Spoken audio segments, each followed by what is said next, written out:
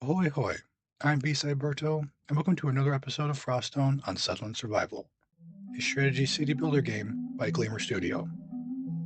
These episodes of Froststone are a series of screenshots with a short video at the end.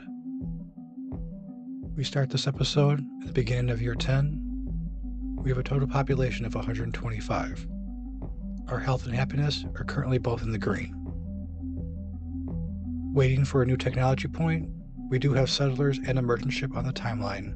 I just decided to start clearing large areas. A heavy fog event happens. From all of the options, I tell the citizens to walk carefully and end up getting 100 leather shoes from it. Struggling with some food, I do have some students die of starvation, so that's why some of these houses are vacant. I continue to clear out large areas, this time on the other side of the map. Above the settlement, across the river, I put down a first orchard with the coffee seeds that we have. I plan on trading the coffee beans early on. At the end of the harvest season, this is the first time I've had all the farms going at the same time, and we have over 1,000 food, with almost 600 of it being peas. I continue to build more homes. I'm building it all the way to the edge of the building radius from the marketplace, so I can see where the housing will end, and I can start building more buildings on the other side. The immigrants arrive, 13 in total, and we accept them. This episode's first technology point, I get on farming efficiency, which speeds up the sowing and harvest. At the beginning of year 11, I go to my mine and switch it from iron to coal. I decided to put another school down. The schools can hold up to 20 students, and I have 44 kids. So I decided to put one on top of the map. A merchant ship is at the dock. And from our inventory and a handful of silver coins, I'm able to get 115 steak. The school is complete, and 7 students show up automatically. Our population has risen till we get another administrator. And the choices of science proficiency or a new seed of wheat, I choose the wheat. Traveling merchant comes through, and they're able to sell some dry dung for 116 coin. I've decided to redo this pasture area below the city. So the first, I start off with another one for geese, roughly the same size. We get our technology point, and I use it on mill, which can use wheat, which we just got, or oats, which we already are producing, into flour and malt. And the mill gives a bonus to pastures, which is why I put it right between the pastures that are being built. I've decided to move the gatherer's hut to the other side, so I put this new one down, as well as the forcer's hut next to the new gatherer's hut. A better food event happens. I'm able to get a handful of books for 100 coin. The new pasture is finished being built. I selected for geese, and I transfer 3 over. In order for the mill to be completed, I need 40 rope. So I go to my knitting workshop and switch it from straw shoes to rope. This is a new gatherer's hut, and I decided to do a quick shot. I'm going to leave this area wild. So I cleared it out originally, and now I'm just kind of seeing it before all the trees grow back.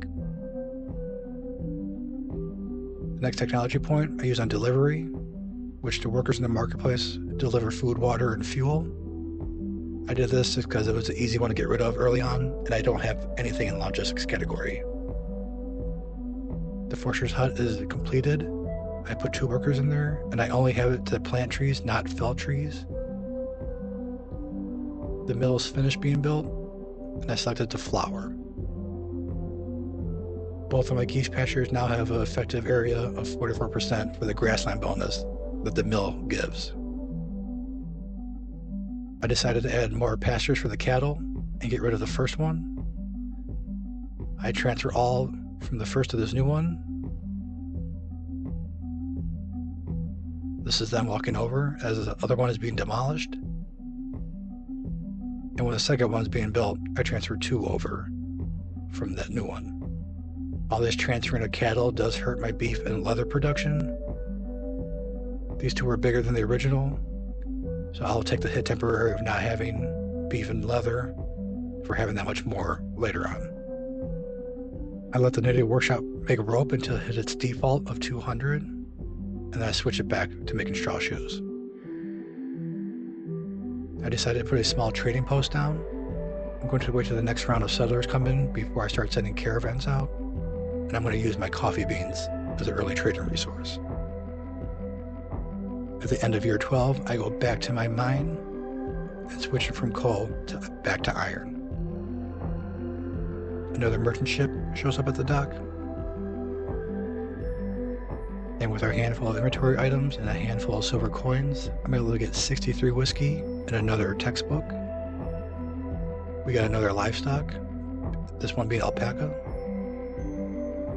The next technology point, I use an insurance, since we just put down the small trading post. While the merchant ship is still at the dock, more feathers came in, and I was able to trade those out for another 10 whiskey. I had hit the default inventory limit of 200 for the flour, so I increased it to over 400. And here's a springtime look of the new gatherer's hut, with the trees starting to grow back. Now that the new gatherer's hut is starting to collect items, this is the original gatherer's hut, I have it set to demolish, and what it does, I clear out this whole area of the trees with the intention of making this area another farmland area. And after this is all cleared out, I do pause the game to end this episode, and we'll take a quick look around to see where we left off.